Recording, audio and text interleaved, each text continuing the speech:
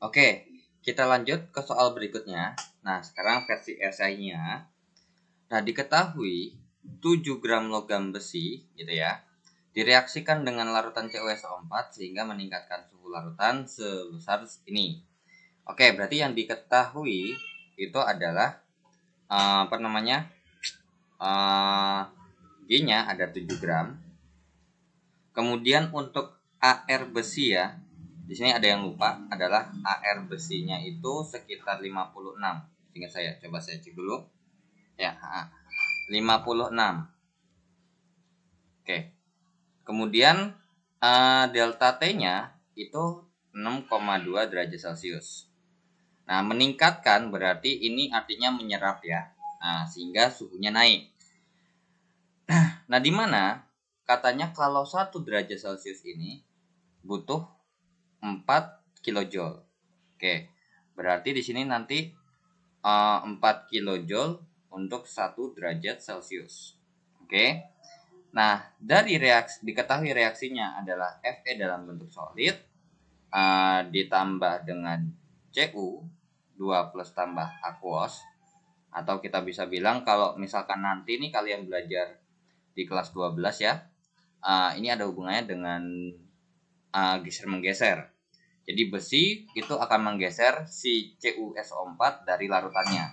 Jadi si besinya malah jadi larut, membentuk larutan FeSO4.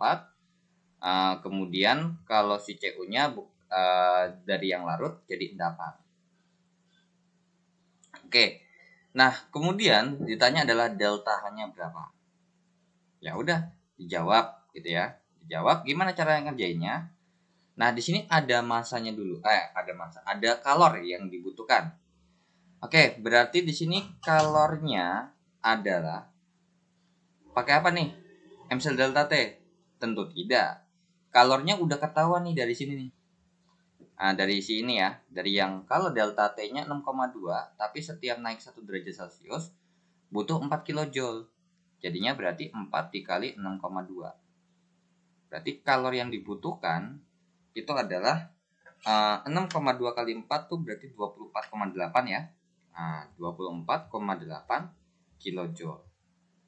Nah, kemudian dari ini ya, dari ini kita bisa cari N sama dengan G per AR. N-nya sama dengan 7 per 56 atau setara dengan N 0,125 mol. Tapi ingat ya, delta H yang akan kita cari itu adalah delta H yang ada di sini. Berarti delta H di sini ini adalah 1 mol. Jadi kalau kalian mau pakai rumus ya, kalau ada hubungan sama Q seperti ini boleh nih. Kalau kalian mau pakai misalkan delta H sama dengan Q per mol ya, Q per mol. Jadi delta H-nya sama dengan 24,8 dibagi 0,125. Jawabannya adalah 198,4 kilojoule. Nah, tapi ini harusnya minus ya. Minus. Kenapa minus? Karena gini, kalori yang ini emang naik. Siapa yang naik? Yang naik itu adalah sistemnya. Tapi kalau kita bahas dari si besinya itu artinya kan melepas kalor gitu ya. Jadi aluran kalornya tuh seperti ini. Si Q-nya itu dari sini ke sini.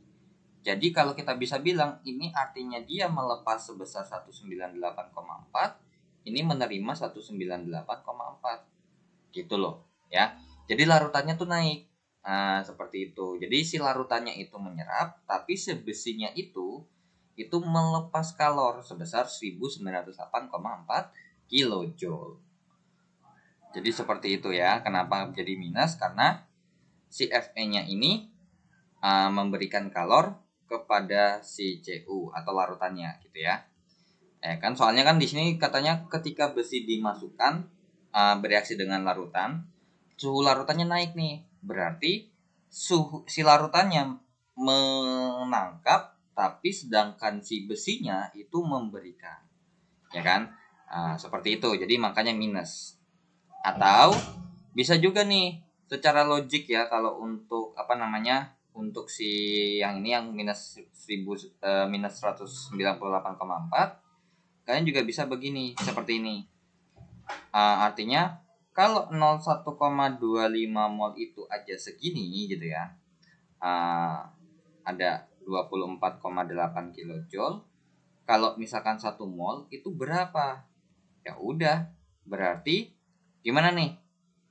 Nah, dari 0,25 ke 1 itu dikali 8. Berarti ini akan dikali 8. Jadinya molnya ini adalah berarti berapa kilojoule? Ya, 24 dikali 8 itu adalah 198,4. Seperti itu ya. Tapi jangan lupa, di sini key-nya yang kita pakai adalah minus ya. Jadi makanya di sini minus, di sini pun juga minus. Oke, jadi jawabannya adalah minus 198,4 ya. Jadi istilahnya tuh kayak misalkan saya punya larutan gitu ya. Larutan terus kemudian saya masukkan. Nah, jadi karena berhubung si dianya berarti melepas kalor gitu ya, sehingga kalornya diterima oleh si larutannya, makanya akhirnya jadi minus gitu ya. Atau kita bisa bilang gunanya itu adalah untuk menaikkan suhu. Ya sama aja, menaikkan suhu itu artinya kan memberikan kalor kepada yang mau dinaikin, seperti itu ya. Oke, kita lanjut ke soal berikutnya.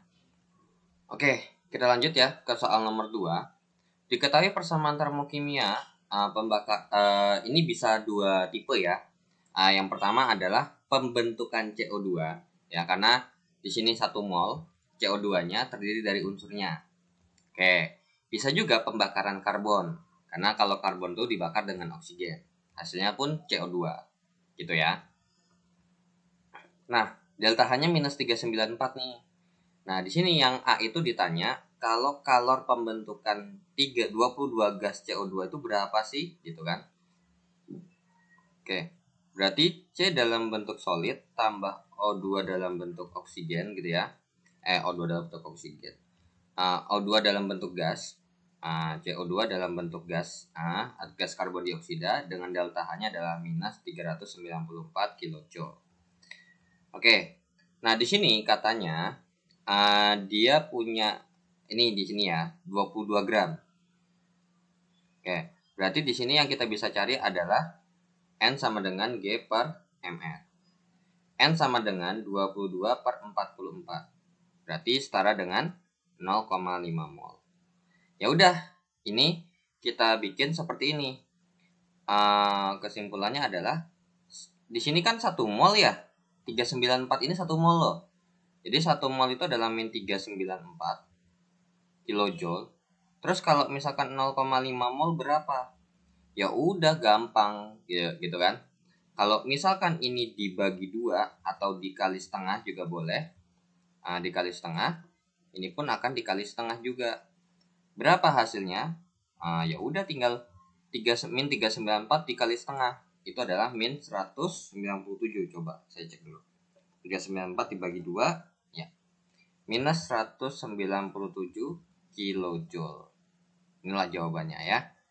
Jadi yang A jawabannya adalah minus delta H-nya adalah minus 197 kilojoule. Kemudian, oke, kita lanjut ya yang ke B. Yang B itu reaksinya sama ya. CO2 C dalam bentuk solid. Cuman kalau yang B ini adalah pembakaran. Jadi dibakarlah karbon dengan menggunakan gas oksigen menghasilkan gas karbon dioksida. Dengan delta H-nya adalah minus 394 kilojoule. Nah, di sini itu adalah 30 gram katanya. Oke, ya udah dari sini kita dapat dong N sama dengan G per AR. N sama dengan 30 per 12. Berarti berapa tuh? 30 dibagi 12. 2,5 ya. Oke, 2,5 mol. Oke, berarti di sini juga sama kita bikin. Kalau 1 mol itu adalah minus 394 kilojoule, kalau 2,5 mol itu berapa joule gitu kan, berapa kilojoule. Ya udah, berarti kalau misalkan ini dikali 2,5 gitu ya, berarti di sebelah kanan pun dikali 2,5. Berarti tinggal 394 dikali 2,5. Jawabannya adalah 985 ya. Jadi ini jawabannya adalah minus 985 kilojoule ya. Oke, berarti di sini untuk yang B delta H-nya atau sama Q-nya juga boleh ya. Min 985 kilojoule. Oke. Seperti itulah ya untuk soal nomor 2. Nah, jadi tinggal kalian harus hati-hati yang 394 kilojoule itu punya reaksinya. Sedangkan yang ditanya adalah yang 22-nya. Gitu. Oke, atau berarti biar sesuai dengan ini kalor ya. Berarti sebenarnya delta H tuh juga sama kalor gitu ya. Nah, cuman mungkin dibedakan kalau reaksi kan delta H, kalau misalkan cuma sekedar ngebakar, kalornya butuh berapa gitu. Oke, berarti yang di sini yang di bawah Q-nya. Gitu ya. Jadi biar nggak bingung aja. Jadi di sini yang ditanya adalah Q-nya. Oke, kita lanjut ke soal berikutnya. Oke, kita lanjut. Diketahui energi ikatan dalam kilojoule per mol dari ikatan rangkap 3C itu adalah 812 sampai ikatan tunggal C dengan H adalah 414. Ditanya dengan delta H reaksi dari C2H2 tambah 2H2 jadi C2H6.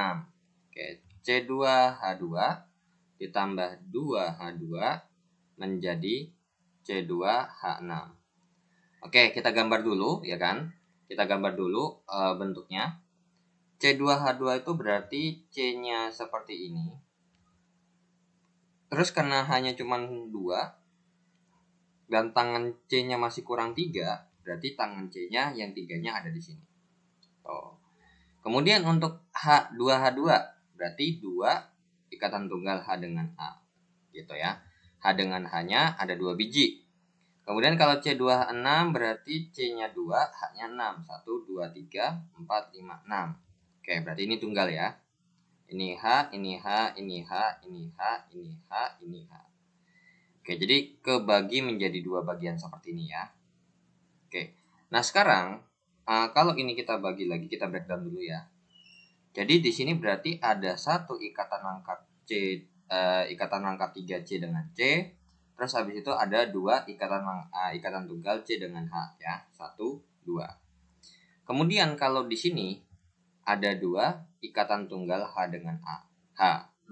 Kemudian kalau di sebelah kanan itu ada 1 ikatan tunggal C dengan C dan ada 1, 2, 3, 4, 5, 6. Ada 6 ikatan tunggal C dengan H. Di sini ada yang mau kita bisa langsung habisin nggak? Ada ya.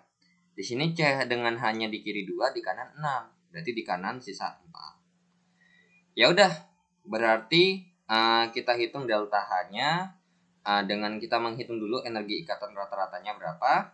Di sini 1C dengan C berarti 1 dikali 812 ya.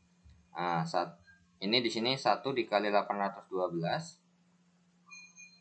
Berarti sama dengan berapa tuh? 812. Kemudian kalau di sini 2H dengan H berarti 2 dikali dengan H dengan H-nya adalah 436 sama dengan 436 dikali 2 adalah 872 ya. 872. Kemudian untuk yang di sebelah kanan C dengan C-nya berarti C dengan C-nya itu adalah 1 dikali dengan 347 ditambah dengan 4 dikalikan dengan C dengan H-nya adalah 414. Oke, berarti berapa tuh? Kalau dihitung. Oke, berarti berarti kan 414 dikali 4 kan 1656 ditambah 347 2003 ya. Oke, 2003. Oke. Kemudian berarti kita menghitung delta H-nya ya gampang. Delta H-nya sama dengan sigma EI kiri dikurang sigma EI yang kanan. Berarti sigma EI kirinya adalah 812 ditambah 872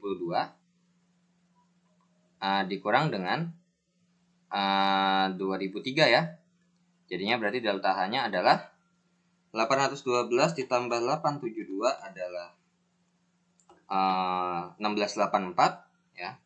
1684 dikurang dengan 2003 itu sama dengan berapa tuh? Iya, minus 319 kilojoule. Ya. Jadi jawabannya untuk delta H reaksinya di sini adalah minus 319 kilojoule. Seperti itu ya. Oke, itulah untuk jawaban nomor 3. Kita lanjut ke soal berikutnya. Oke, untuk soal nomor 4 ya. Untuk soal nomor 4 di sini berdasarkan ada persamaan reaksi dengan delta H-nya masing-masing. Ditanya, hitunglah 3 kalau reaksi dari seperti ini. Oke, dari persamaan untuk nomor 4, berarti kita lihat dulu. Di sini minta 3H2 di sebelah kiri, O3-nya di sebelah kiri, terus 3H2O-nya di sebelah kanan. Nah, dari persamaan 1, kalau kita lihat ya, berarti di sini kan 2H2 nih. Ada sama-sama di kiri pas. Berarti di sini untuk yang nomor 1-nya dia tetap. Cuman permasalahannya adalah supaya jadi 2, supaya jadi 3 itu dikali dengan 3/2 atau dikali 1,5 ya. 3/2 itu kan 1,5. Kemudian untuk di persamaan reaksi 2 itu yang bisa kita dapat info penting adalah O3-nya. Yang satu O3-nya di kanan, yang kita minta di kiri. Berarti dibalik. Kemudian setelah dibalik, di sini yang diketahui ada 2, tapi kita mintanya 1. Berarti dikali dengan setengah. Ya udah, dari persamaan yang pertama nih. Berarti tetap dikali 3/2. Jadinya berarti 3H2 ya, 3H2 ditambah dengan 3/2O2 menjadi 3H2O. Dengan delta H-nya minus 48,6 dikali 1,5 gitu ya. 72,9. 72,9 kilojoule. Kemudian untuk persamaan reaksi kedua dikali setengah nih, tapi dibalik. Jadinya berarti O3 menjadi 3/2O2 dengan delta H-nya berarti jadi minus ya, karena dibalik. Terus dikali setengah, 284,6 dikali dengan setengah, jawabannya adalah 142,3 ya. Oke, 142,3 kilojoule. Kemudian kita total nih reaksinya, sehingga kita coret nih ada yang sama ya, ini dengan ini, sehingga kita peroleh jadinya total reaksinya adalah 3H2 ditambah dengan O3 menjadi 3H2O. Dengan delta H-nya berapa tuh? Tinggal hitung ya kan. 142,3 ditambah 72,9. Jawabannya adalah 215,2. Jadi jawabannya adalah ini ya. Jadi jawabannya adalah minus 215,2 kilojoule. Langsung kita lanjut ke nomor 5-nya. Nah, nomor 5 pun juga sama. Ada persamaan reaksi, data-data persamaan reaksi, dan disuruh menghitung delta H reaksi dari yang ini. Oke. Untuk di sini persamaan reaksi 1 gunanya untuk yang sama dengan yang di bawah itu adalah F dengan HF. Di sini HF-nya di kiri, di sini HF-nya di kanan. Oke. Tapi karena berhubung F-nya itu ada 2 ya, dari si CF4 juga, berarti kita fokus ini aja ya, yang HF-nya. Karena berhubung si persamaan 1 nih HF-nya sama-sama di kanan, berarti tetap. Kemudian karena di sini 2 dan yang kita butuhin 4, supaya jadi 4 berarti dikali 2. Berarti nanti persamaan 1 nih tetap dan dikali 2. Kemudian untuk persamaan kedua ada kaitannya dengan CF4 ya. Nah, sama-sama di kanan ya. Ini pun juga di kanan, cuma bedanya adalah yang kita butuhkan 2. Berarti awalnya 1 supaya jadi 2 ya dikali 2. Kemudian untuk yang terakhir, yang persamaan reaksi ketiga, itu ada kaitannya dengan C2H4 ya. Yang satu di kanan, satu lagi di kiri.